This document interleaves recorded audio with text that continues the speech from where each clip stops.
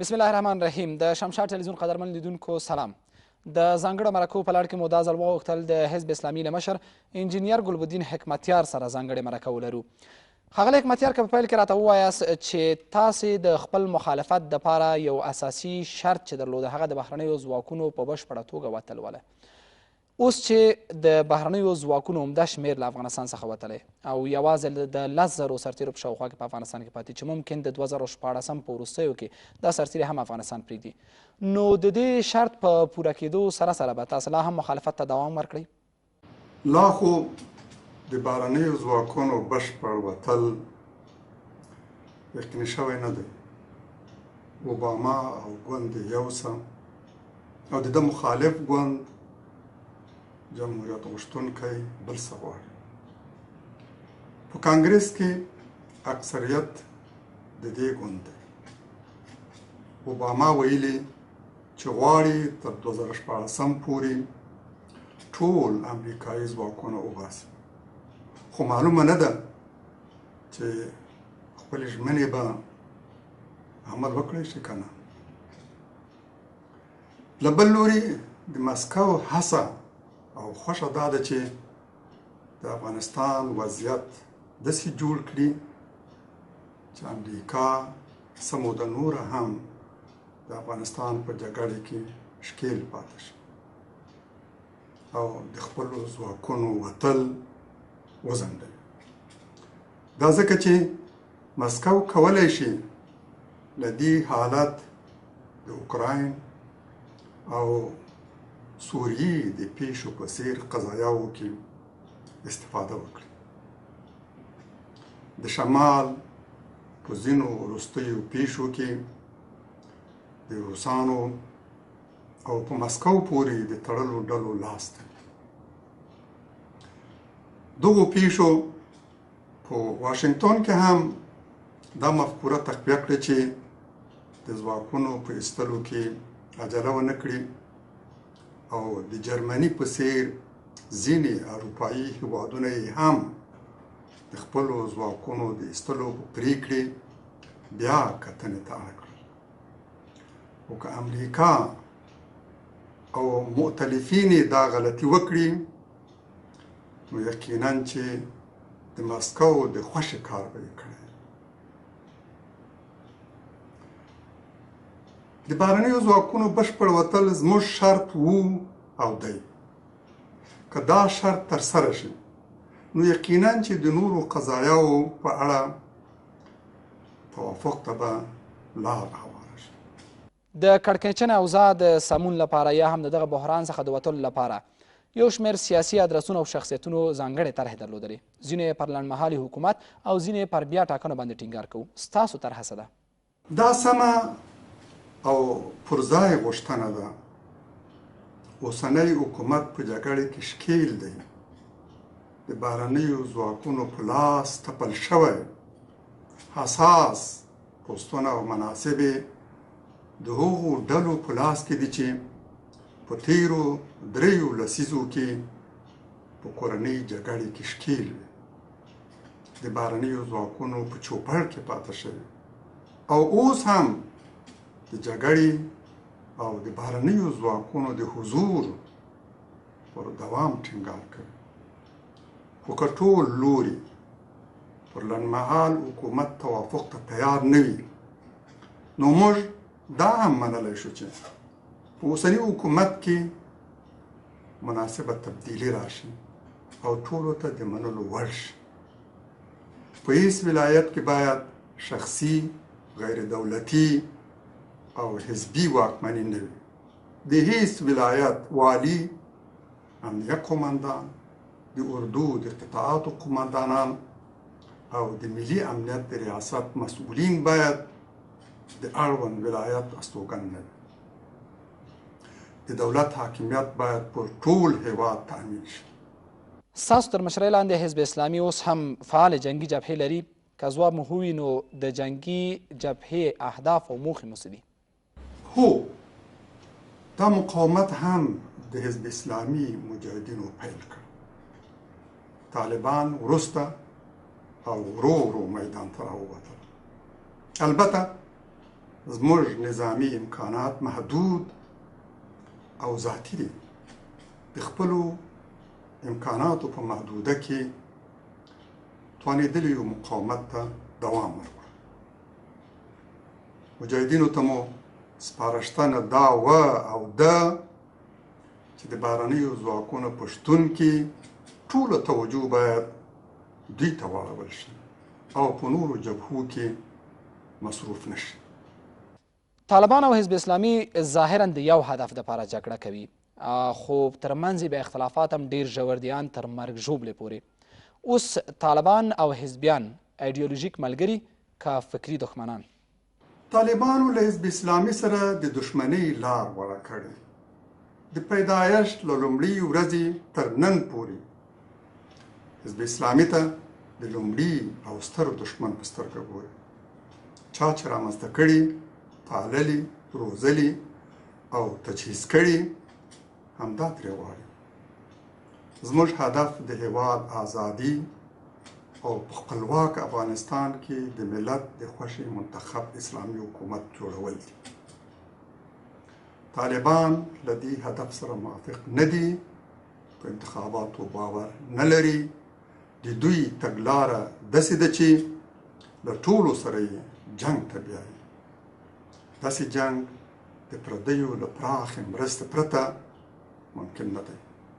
هره بهرنۍ مرسته مشروطه وي او په پردیو مرستو متکي ډلې له خپلواکي او استقلال محروموي.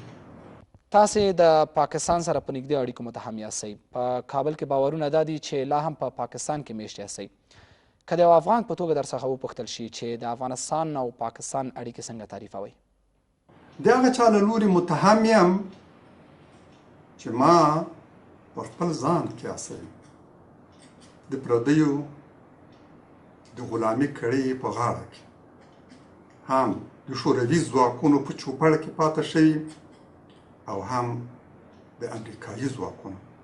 پرون د روسي افسرانو تر قماندې لاندې له افغان ولس سره جنګېدل او نن د امریکایي او اروپایي افسرانو تر قماندې لاندې همدا د پردیو ذلیل او سپک مزدور به آزادي غوښتونکي مجاهدین له پاکستان سره په نږدې اړیکو تورنوي.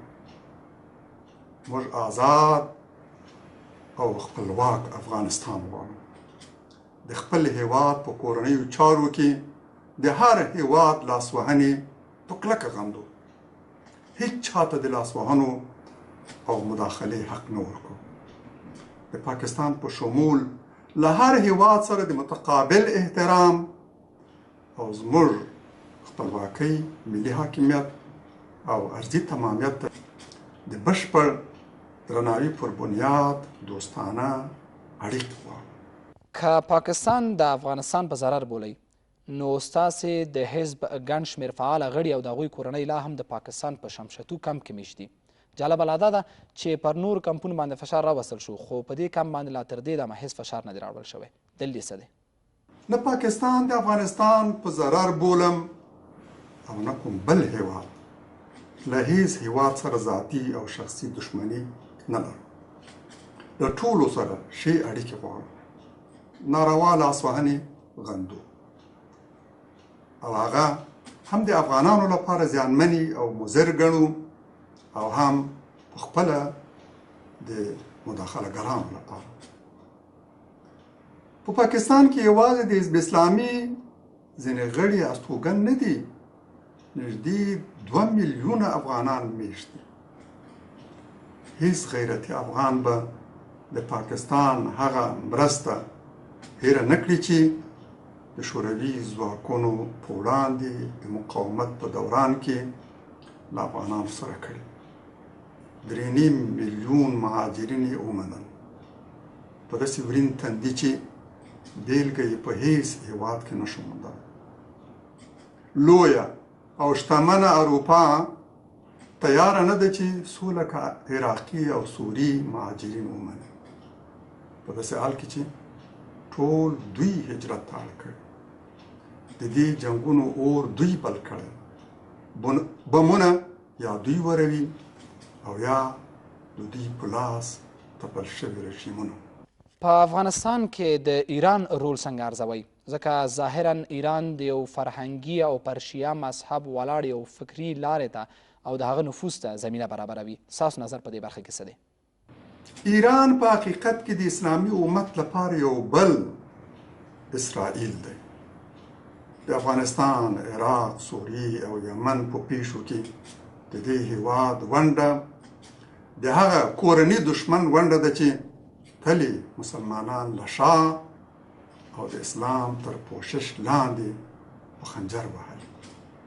ایران د افغان مجاهدینو په ضد هم له روسانو سره لاس یو کړ او هم له امریکایانو سره. بله ورځ د ایران جمهور رئیس روحاني وویل ایران په افغانستان او عراق کې د دیموکراسۍ په پلي کېدو کې مرسته وکړه. همداسې په یمن او سوریې کې هم د دیموکراسۍ په پلي کېدو کې مرستو ته چمتو دی. دا کټ مټ همغه د خاتمي او رفسنجاني وینا ده چې د امریکایي ځواکونو په لاس د کابل او بغداد له اشغال وروسته یې په وار وار کړي او ویلي دي که د ایران مرسته نه وای نو امریکایانو کابل او بغداد دومره ژر او دومره اسانه نشو نیولی. ایران هم د حزب اسلامي په ضد له شمالي ټلوالې سره د وسلو، پیسو او جنګیالیو مرسته وکړه او هم طالبانو په ضد. نن یو ځل بیا له همغې وطن پلوري ټلوالې سره نظامي مرستې کوي. عراق او سوریې ته هم ډېر شیعه افغانان د جنګ لپاره لېږلي.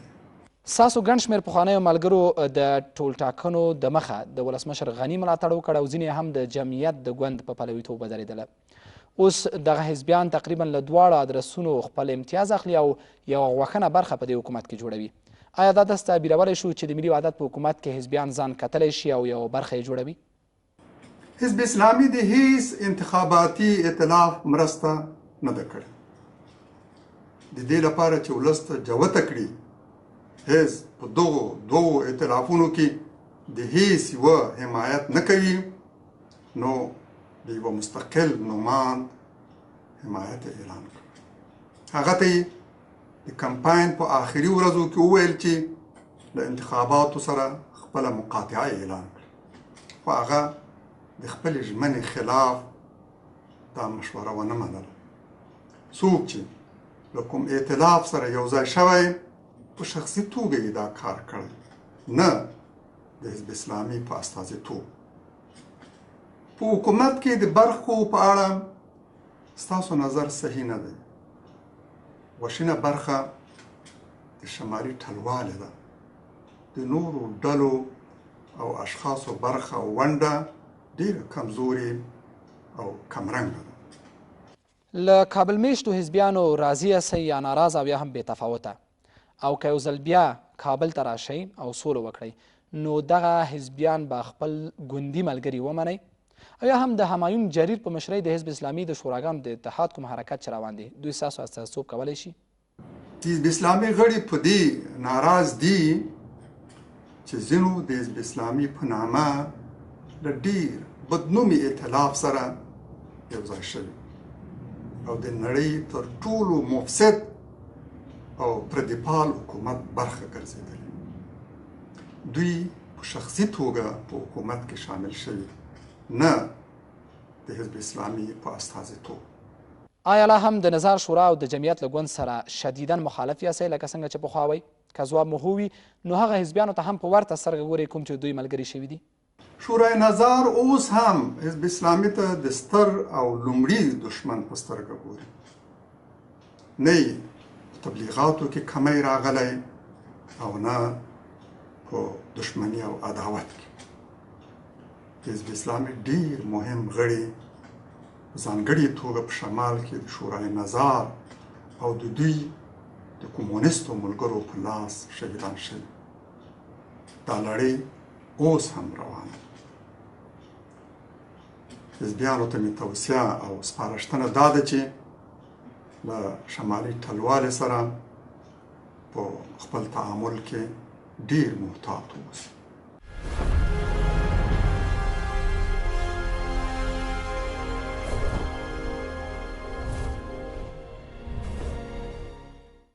ستاسو وروستی پلاوی کله کابل ته راغی او له کومو اساسي شرایطو سره؟ پلاوی څو ځله تللې، اکثرا د مقابل لوري په غوښتنه او بلنه. حزب د بحران حل لاره د هغوی په وړاندې ایښې ده. هغوی په عمومیاتو کې توافق کړی. د وروستي ځواب لپاره یې وخت غوښتی. ځواب ته یې منتظر دی. که ځواب مثبت و، د مذاکراتو بل دور به پیل شي. ښه به وي چې نتایجو ته انتظار وکړي.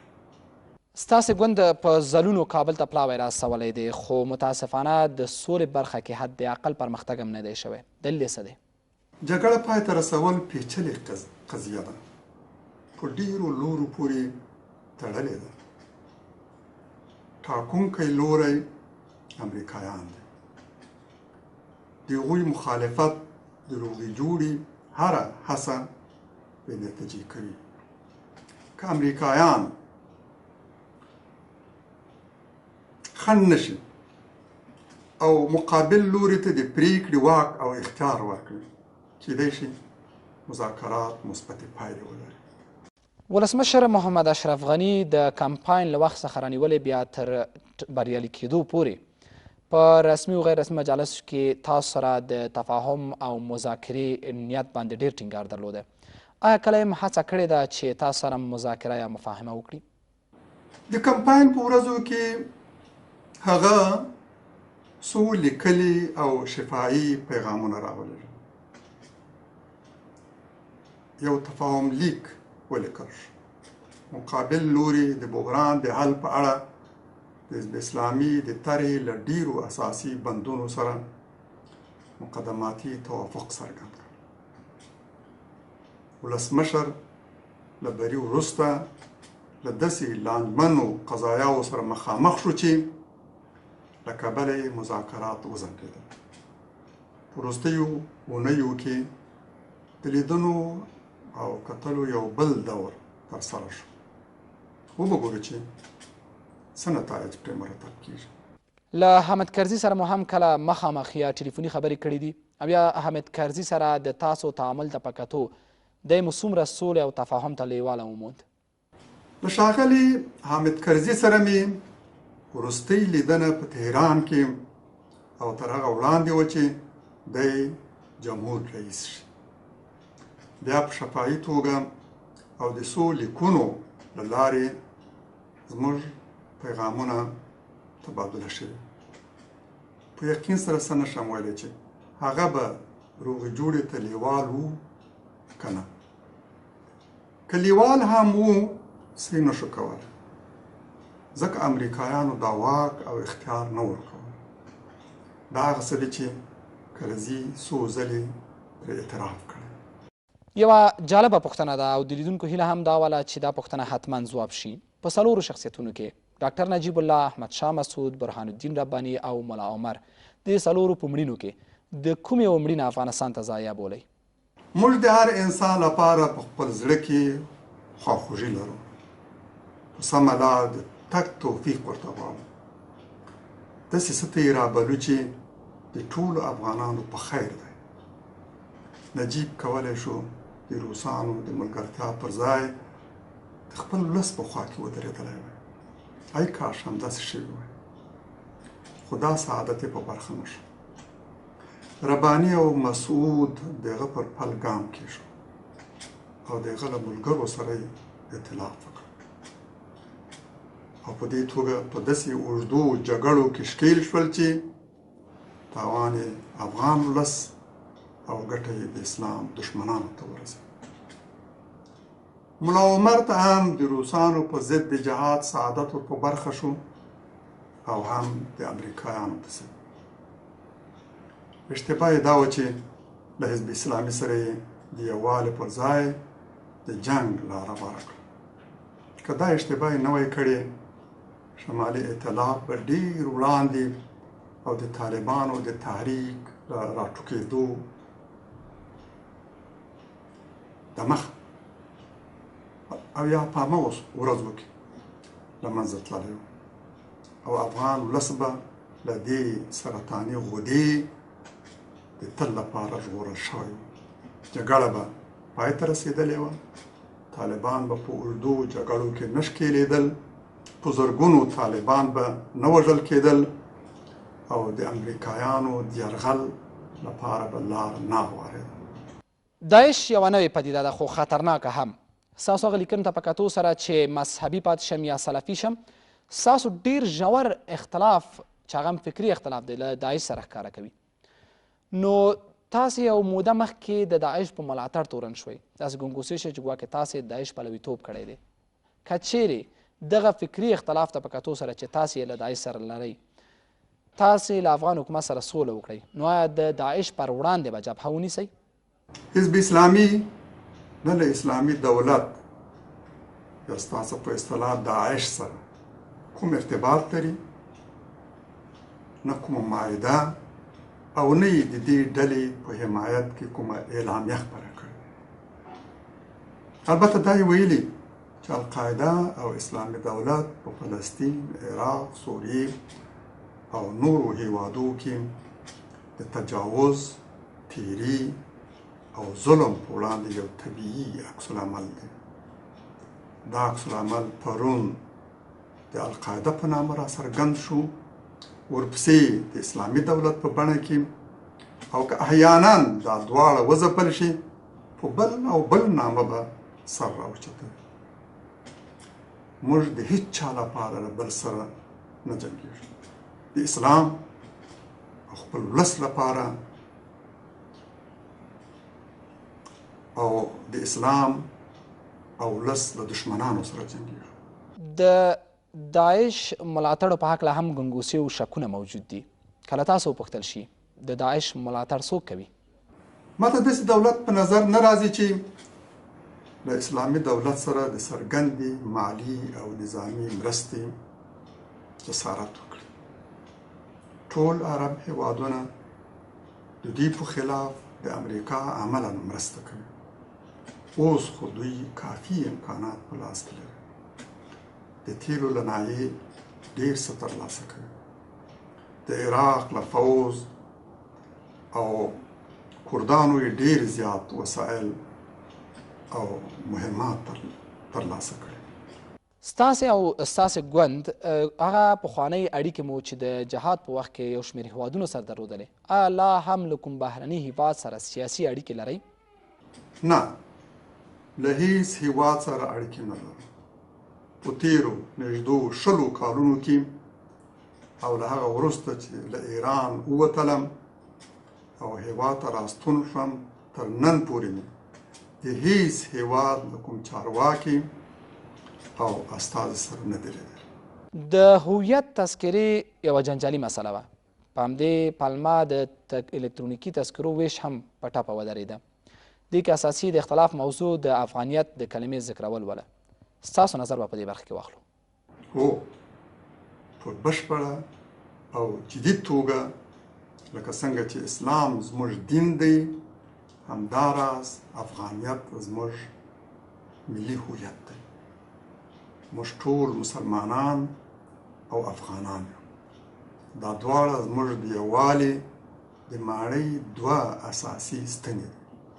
څوک چې له دې دواړو سره اختلاف لري، هغه د ملت د یووالي دشمنان دي او دوی په اشاره خوځېږي.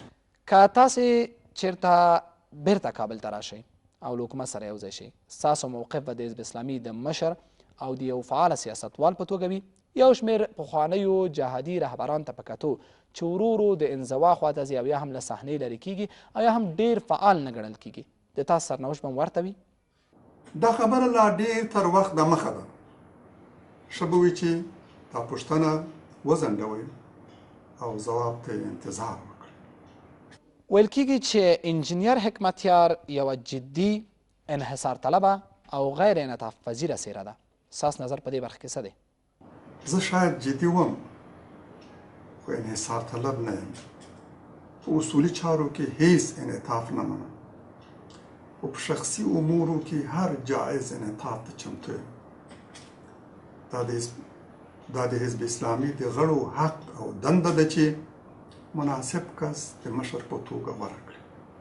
په اسلام کې نه موروثي قیادت شته او نه دا چې څوک خپل ځای ناستی وټاکي. همدا د رسول الله صلی الله علیه وسلم سنت دی. هغه تر علت وړاندې خپل ځای ناستی نه وټاکه. اوس هم د پخوا په شان مطالعه او سرې لیکنې کوئ؟ یعنې ورځنۍ بوختیا مو څه ده؟ او د رهبري کولو علاوه تاسې کوم وخت مخامخ جګړې ته هم تللي یاست؟ هو، مطالعه کوم، لیکنې کوم، پیغامونو او لیکنو له لارې د حزب له غړو او ولس سره تماس لرم. د روسي ځواکونو په ضد جهاد کې مې په جګړو کې عملاً برخه اخیستې ده. له امریکایي کوماندو ځواکونو سره 2 ځلې مخامخ شوی یم خو له جګړې پرته. یو ځل د بې پیلوټه تیارې له لارې تر راکټي برید لاندې راغلم او راکټ زما په 80 مترۍ کې ولګېد. له خپلو نږدې سنګري ملګرو پرته کله مو له خپلو سیاسي ملګرو یا پخوانیو ملګرو او یا هم د کورنۍ له غړو سره لیدلي دي؟ زما حالت داسې دی چې باید په لیدنو کتنو کې محتاط وم. که وضعیت لږ هم اجازه راکړې وای نو زه به حتما هغه مهال د خپلې مور عیادت ته ورغلی وم چې په روغتون کې تر علاج لاندې وم. هم هغې غوښتل ما وګوري او هم ما د هغې د لیدو هیله او تلوسه درلوده. خو نه مې د هغې د عیادت سعادت په برخه شو او نه په جنازې کې د برخه اخیستو.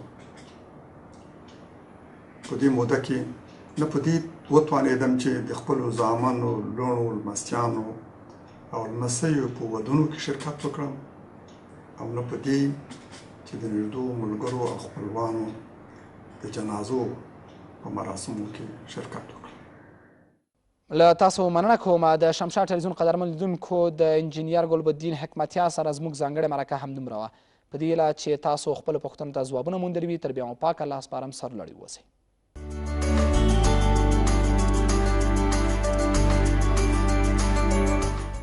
د امریکایانو په څېر اشتباه یې دا وه چې له حزب اسلامي سره یې د یووالي پر ځای د جنګ لاره غوره کړه. که دا اشتباه یې نه وای کړې شمالي ائتلاف به ډېر وړاندې او د طالبانو د تحریک راټوکېدو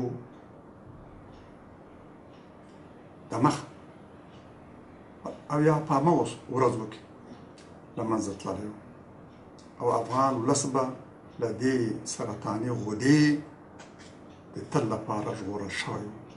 جګړه به پای ته رسېدلې وه. طالبان به په اوږدو جګړو کې نه ښکېلېدل. په زرګونو طالبان به نه وژل کېدل او د امریکایانو د یرغل لپاره به لار نه هوارېده. داعش یوه نوې پدیده ده خو خطرناکه هم. ستاسو هغه لیکنو ته په کتو سره چې مذهبي پاتې شم یا سلفي شم، ستاسو ډېر ژور اختلاف چې هغه هم فکري اختلاف دی له داعش سره ښکاره کوي. نو تاسې یو موده مخکې د داعش په ملاتړ تورن شوئ. داسې ګنګوسې شوې چې ګواکې تاسې د داعش پلویتوب کړی دی. که چیرې دغه فکري اختلاف ته په کتو سره چې تاسې یې له داعش سره لرئ، تاسې له افغان حکومت سره سوله وکړئ، نو آیا د داعش پر وړاندې به جبهه ونیسئ؟ حزب اسلامي نه له اسلامي دولت یا ستاسو په اصطلاح داعش سره کوم ارتباط لري، نه کومه معاهده او نه یې د دې ډلې په حمایت کې کومه اعلامیه خپره کړې. البته دا یې ویلي چې القاعده او اسلامي دولت په فلسطین، عراق، سوریې او نورو هیوادو کې د تجاوز، تیری او ظلم په وړاندې یو طبیعي عکس العمل دی. دا عکس العمل پرون د القاعده په نامه را څرګند شو، ورپسې د اسلامي دولت په بڼه کې، او که احیانا دا دواړه وځپل شي په بل او بل نامه به سر راوچتوي. موږ د هیڅ چا لپاره له بل سره نه جنګېږو، د اسلام او خپل ولس لپاره او د اسلام او ولس له دشمنانو سره جنګېږو. د داعش ملاتړو په هکله هم ګنګوسې او شکونه موجود دي. کله تاسو وپوښتل شي د داعش ملاتړ څوک کوي؟ ما ته داسې دولت په نظر نه راځي چې له اسلامي دولت سره د څرګندې مالي او نظامي مرستې جسارت وکړي. ټول عرب هېوادونه د دوی په خلاف د امریکا عملا مرسته کوي. اوس خو دوی کافي امکانات په لاس کې لري، د تیلو له نایې ډېر څه ترلاسه کوي. د عراق له فوز او کردانو یې ډېر زیات وسایل او مهمات ترلاسه کړي. ستاسې او ستاسې ګوند هغه پخوانۍ اړیکې مو چې د جهاد په وخت کې یو شمېر هیوادونو سره درلودلې، آیا لا هم له کوم بهرني هیواد سره سیاسي اړیکې لرئ؟ نه، له هیڅ هیواد سره اړیکې نه لرم. په تیرو نږدو 20 کالونو کې او له هغه وروسته چې له ایران ووتلم او هیواد ته راستون شوم تر نن پورې مې د هیڅ هیواد له کوم چارواکي او استازي سره نه دی لیدلی. د هویت تذکرې یوه جنجالي مسله وه. په همدې پلمه د الکترونیکي تذکرو ویش هم په ټپه ودرېده. دې کې اساسي د اختلاف موضوع د افغانیت د کلمې ذکرول وله. ستاسو نظر به په دې برخه کې واخلو. هو، په بشپړه او جدي توګه لکه څنګه چې اسلام زموږ دین دی، همداراز افغانیت زموږ ملي هویت دی. موږ ټول مسلمانان او افغانان یو. دا دواړه زموږ د یووالي د ماڼۍ دوه اساسي ستنې دي. څوک چې له دې دواړو سره اختلاف لري هغه د ملت د یووالي دشمنان دي او د یو په اشاره خوځېږي. که تاسې چېرته بیرته کابل ته راشئ او له حکومت سره یو ځای شئ، ستاسو موقف به د حزب اسلامي د مشر او د یو فعاله سیاستوال په توګه وي؟ یو شمېر پخوانیو جهادي رهبرانو ته په کتو چې ورو ورو د انزوا خواته ځي او یا هم له صحنې لرې کېږي او یا هم ډېر فعال نه ګڼل کېږي، د تاسو سرنوشت به هم ورته وي؟ دا خبره لا ډېر تر وخت دمخه ده. ښه به وي چې دا پوښتنه وځنډوئ او ځواب ته یې انتظار وکړئ. نظار او د دوی د کمونیستو ملګرو په لاس شهیدان شوي. دا لړۍ اوس هم روانه ده. حزبیانو ته مې توصیه او سپارښتنه دا ده چې له شمالي ټلوالې سره په خپل تعامل کې ډېر محتاط واوسي.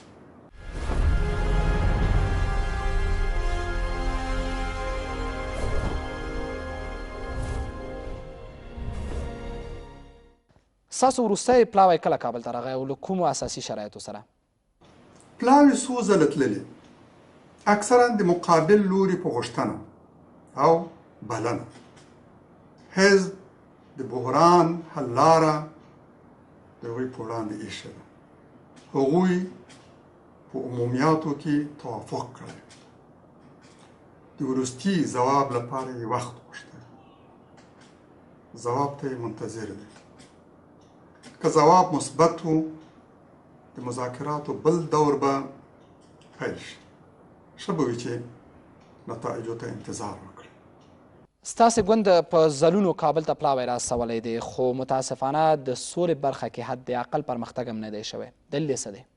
جګړه پای ته رسول پیچلې قضیه ده. په ډېرو لورو پورې تړلې ده.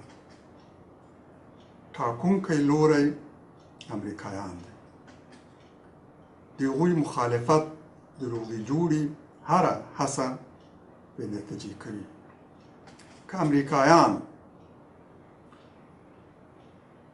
خنډ نشي او مقابل لوري ته د پریکړې واک او اختیار ورکړي، کیدای شي مذاکرات مثبتې پایلې ولري. ولسمشر محمد اشرف غني د کمپاین له وخت څخه رانیولې بیا تر بریالي کېدو پورې په رسمي او غیر رسمي مجالسو کې تاسو سره د تفاهم او مذاکرې نیت باندې ډېر ټینګار درلوده. آیا کله هم هڅه کړې ده چې تاسو سره مذاکره یا مفاهمه وکړي؟ د کمپاین په ورځو کې هغه څو لیکلي او شفاهي پیغامونه راولل. یو تفاهم لیک ولیکل شو. مقابل لوري د بحران د حل په اړه د حزب اسلامي د طرحې له ډیرو اساسي بندونو سره مقدماتي توافق څرګند کړ. ولسمشر له بري وروسته له داسې لانجمنو قضایاو سره مخامخ شو چې له کبله یې مذاکرات وځنډېدل. په وروستیو اونیو کې د لیدنو او کتلو یو بل دور ترسره شو.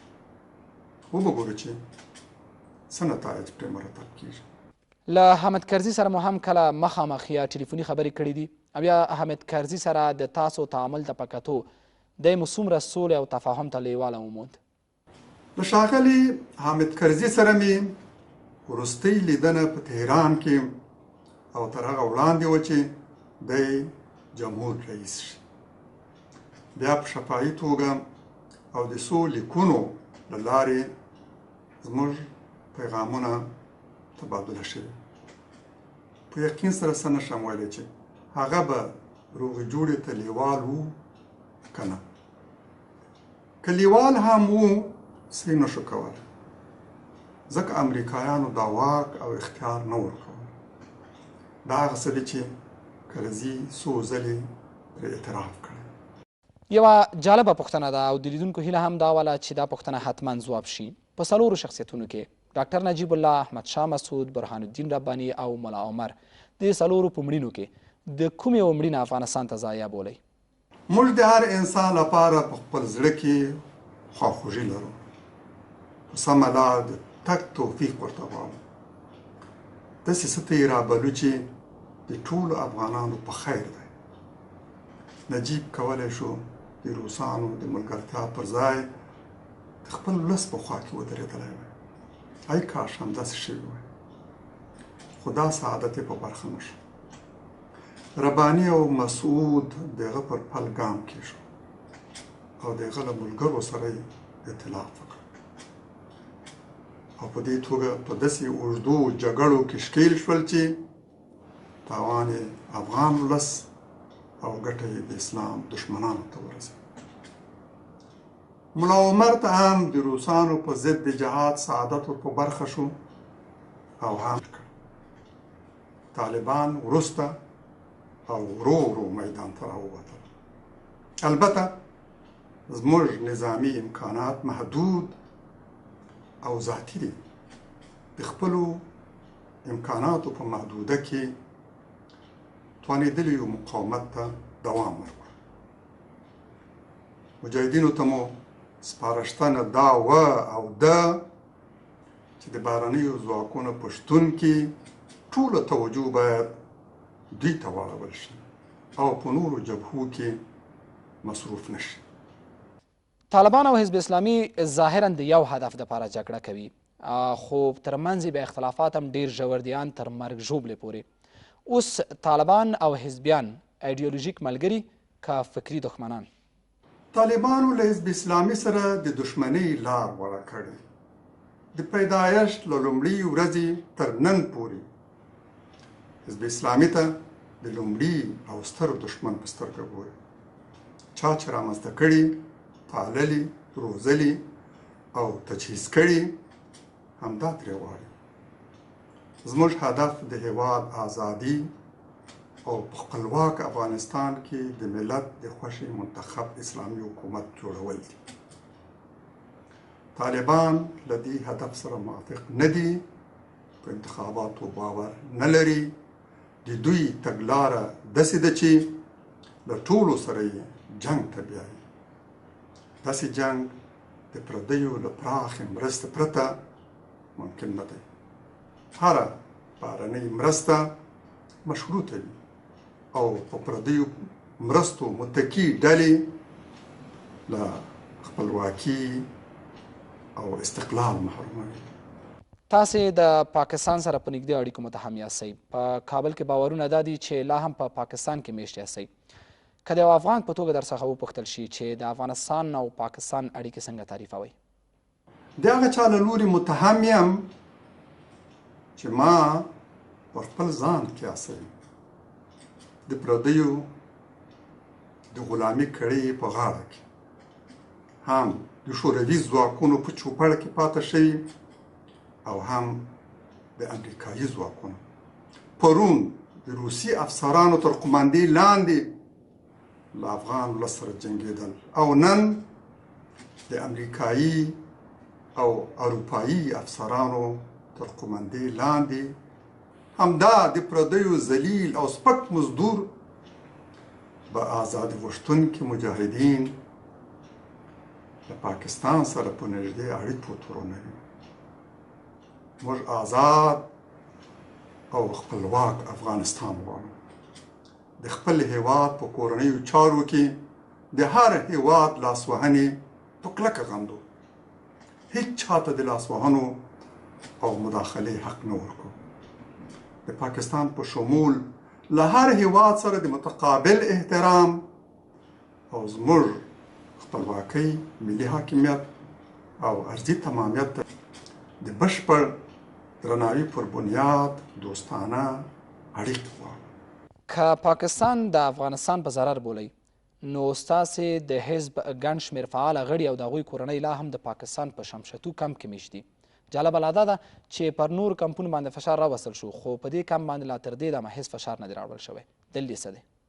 نه پاکستان د افغانستان په ضرر بولم او نه کوم بل هیواد. له هیڅ هیواد سره ذاتي او شخصي دشمني نه لرو. له ټولو سره ښې اړیکې غواړو. ناروا لاسوهنې غندو او هغه هم د افغانانو لپاره زیانمنې او مضر ګڼو او هم په خپله د مداخله ګرانو لپاره. په پاکستان کې یوازې د حزب اسلامي ځینې غړي استوګن نه دي، نږدې 2 میلیونه افغانان میشت دي. هیڅ غیرتي افغان به د پاکستان هغه مرسته هیره نه کړي چې د شوروي ځواکونو په وړاندې د مقاومت په دوران کې له افغانانو سره کړي. 3.5 میلیون مهاجرین یې ومنل په داسې ورین تندي چې بیلګه یې په هیڅ هیواد کې نشو موندلی. لویه او شتمنه اروپا تیاره نه ده چې سوله که عراقي او سوري مهاجرین ومني.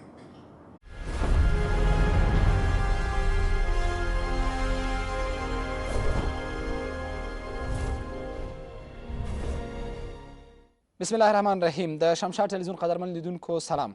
د ځانګړو مرکو په لړ کې مو دا ځل وغوښتل د حزب اسلامي له مشر انجینیر ګلبدین حکمتیار سره ځانګړې مرکه ولرو.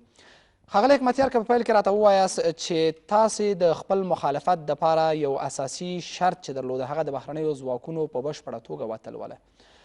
اوس چې د بهرنیو ځواکونو عمده شمېر له افغانستان څخه وتلی او یوازې د 10,000 سرتیرو په شاوخوا کې په افغانستان کې پاتې چې ممکن د 2014 په وروستیو کې دا سرتیري هم افغانستان پرېږدي، نو د دې شرط په پوره کېدو سره سره به تاسو لا هم مخالفت ته دوام ورکړئ؟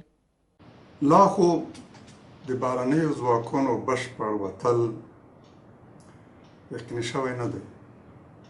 اوباما او ګوند یو څه او د ده مخالف ګوند جمهوریت غوښتونکی بل څه غواړي. په کانګرس کې اکثریت د دې ګوند دی. اوباما ویلي چې غواړي تر 2014 پورې ټول امریکایي ځواکونه وباسي، خو معلومه نه ده چې خپلې ژمنې به عمل وکړی شي که نه. له بل لوري د مسکو هڅه او خوښه دا ده چې د افغانستان وضعیت داسې جوړ کړي چې امریکا څه موده نوره هم د افغانستان په جګړه کې ښکیل پاتې شي او د خپلو ځواکونو وتل وځنډوي. دا ځکه چې مسکو کولی شي له دې حالت د اوکراین او سوریې د پیښو په څېر قضایاوو کې استفاده وکړي. د شمال په ځینو وروستیو پیښو کې د روسانو او په مسکو پورې د تړلو ډلو لاس دی. دغو پیښو په واشنګټن کې هم دا مفکوره تقویه کړه چې د ځواکونو په ایستلو کې عجله ونه کړي او د جرمني په څېر ځینې اروپایي هېوادونه یې هم د خپلو ځواکونو د ایستلو په پرېکړې بیا کتنې ته اړ کړل. خو که امریکا او مؤتلفین یې دا غلطي وکړي نو یقینا چې د مسکو د خوښې کار به یې کړی. د بهرنیو ځواکونو بشپړ وتل زموږ شرط وو او دی. که دا شرط ترسره شي نو یقینا چې د نورو قضایاو په اړه توافق ته به لار هواره شي. د کړکېچن اوضاع د سمون لپاره یا هم د دغه بحران څخه د وتلو لپاره یو شمېر سیاسي ادرسونه او شخصیتونو ځانګړې طرحې درلودلې. ځینې یې پر لنډمهالي حکومت او ځینې یې پر بیا ټاکنو باندې ټینګار کوو. ستاسو طرحه څه ده؟ دا سمه او پر ځای غوښتنه ده. اوسنی حکومت په جګړې کې ښکیل دی. د بهرنیو ځواکونو په لاس تپل شوی حساس پوستونه او مناصب د هغو ډلو په لاس کې دي چې په تیرو 3 لسیزو کې په کورنۍ جګړې کې ښکیل وي. د بهرنیو ځواکونو په چوپړ کې پاتې شوي او اوس هم د جګړې او د بهرنیو ځواکونو د حضور پر دوام ټینګار کوي. خو که ټول لوري پر لنډمهال حکومت توافق ته تیار نه وي نو موږ دا هم منلی شو چې په اوسني حکومت کې مناسبه تبدیلي راشي او ټولو ته د منلو وړ شي. په هیڅ ولایت کې باید شخصي، غیر دولتي او حزبي واکمني نه وي. د هیڅ ولایت والي، امنیه قماندان، د اردو د قطاعاتو قماندانان او د ملي امنیت د ریاست مسؤلین باید د اړوند ولایت استوګن نه وي. د دولت حاکمیت باید پر ټول هیواد تأمین شي. ستاسو تر مشرۍ لاندې حزب اسلامي اوس هم فعال جنگي جبهې لري. که ځواب مو هووي نو د جنگي جبهې اهداف او موخې مو څه دي؟ هو، دا مقاومت هم د حزب اسلامي مجاهدینو پیل په داسې حال کې چې ټول دوی هجرت ته اړ کړي. د دې جنګونو اور دوی بل کړی. بمونه یا دوی وروي او یا د دوی په لاس تپل شوي رژیمونه. په افغانستان کې د ایران رول څنګه ارزوئ؟ ځکه ظاهرا ایران د یو فرهنګي او پر شیعه مذهب ولاړ یو فکري لارې ته او د هغه نفوذ ته زمینه برابروي. ستاسو نظر په دې برخه کې څه دی؟ ایران په حقیقت کې د اسلامي امت لپاره یو بل اسرائیل دی. د افغانستان، عراق، سوریې او یمن په پیښو کې د دې هیواد ونډه د هغه کورني دشمن ونډه ده چې تلې مسلمانان له شا او د اسلام تر پوشش لاندې په خنجر وهلي. ایران د افغان مجاهدینو په ضد هم له روسانو سره لاس یو کړ او هم له امریکایانو سره. بله ورځ د ایران جمهور رئیس روحاني وویل ایران په افغانستان او عراق کې د دیموکراسۍ په پلي کېدو کې مرسته وکړه. همداسې په یمن او سوریې کې هم د دیموکراسۍ په پلي کېدو کې مرسته ته چمتو دی. دا کټ مټ همغه د خاتمي او رفسنجاني وینا ده چې د امریکایي ځواکونو په لاس د کابل او بغداد له اشغال وروسته یې په وار وار کړي او ویلي دي که د ایران مرسته نه وای نو امریکایانو کابل او بغداد دومره ژر او دومره اسانه نشو ایران هم د حزب اسلامي په ضد له شمالي ټلوالې سره د وسلو پیسو او جنګیالیو مرسته وکړه او هم طالبانو په ضد نن یو ځل بیا له همغې وطن پلوري ټلوالې سره نظامي مرستې کوي عراق او سوریې ته هم ډېر شیعه افغانان د جنګ لپاره لېږلي ستاسو ګڼ شمېر پخوانیو ملګرو د ټولټاکنو د مخه د ولسمشر غني ملاتړ وکړ او ځینې هم د جمعیت د ګوند په پلویتوب ودرېدله اوس دغه حزبیان تقریبا له دواړو ادرسونو خپل امتیاز اخلي او یوه غوښنه برخه په دې حکومت کې جوړوي آیا دا داسې تعبیرولی شو چې د ملي وحدت په حکومت کې حزبیان ځان کتلی شي او یوه برخه یې جوړوي حزب اسلامي د هیڅ انتخاباتي ائتلاف مرسته نه ده کړې د دې لپاره چې ولس ته جوته کړي حزب په دغو دوو ائتلافونو کې